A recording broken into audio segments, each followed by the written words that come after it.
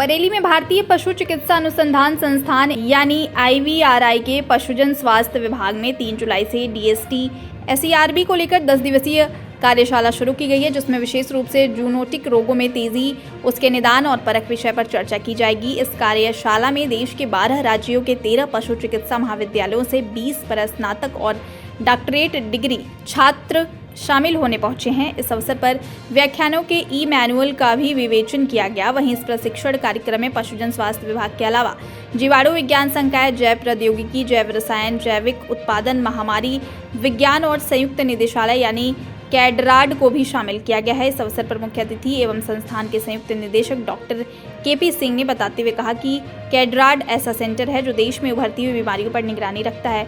कैडराड ने ही पशुओं की बीमारी लंपे का 2019 में पता लगाया था। साथ ही उन्होंने बताया कि पशुओं की लंपी बीमारी का टीका शीघ्र ही बाजार में उपलब्ध होगा।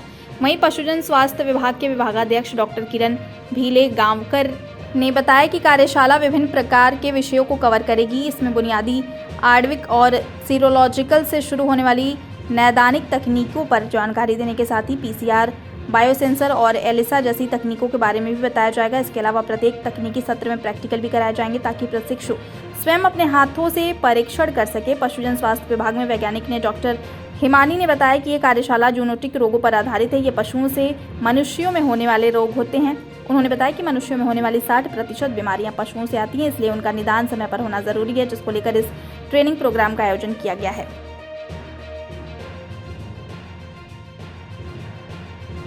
और हमने एक वर्कशॉप के लिए अप्लाई किया था DST government of India ministry of science and technology के लिए।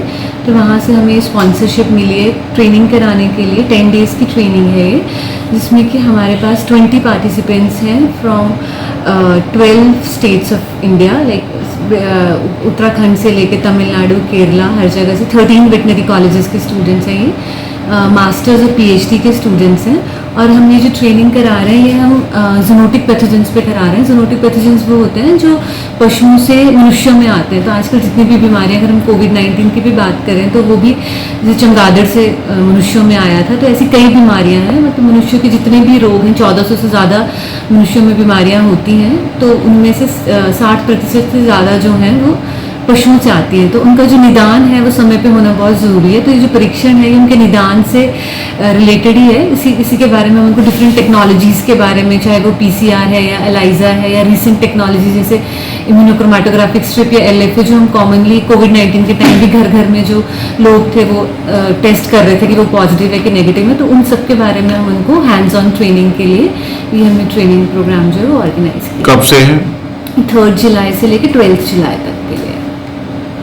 कितने लोग इसमें पार्टिसिपेट कर रहे हैं? 20 हाँ जी।